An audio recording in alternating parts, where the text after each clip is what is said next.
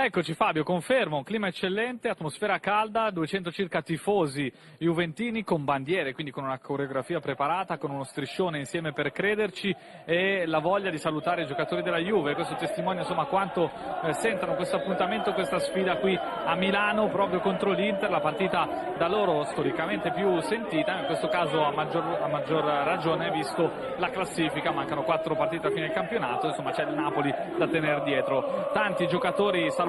e caricati con cori, come state vedendo, insomma con fumogeni, striscioni, bandiere,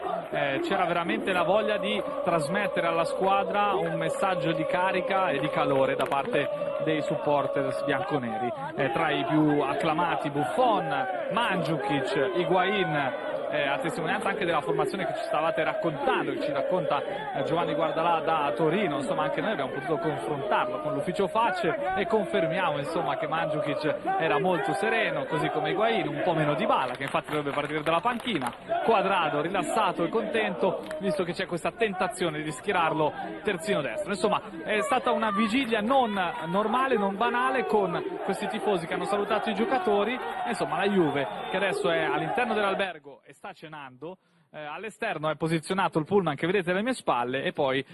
lo striscione è rimasto qui insieme per crederci. Questo hanno voluto dire i tifosi alla squadra.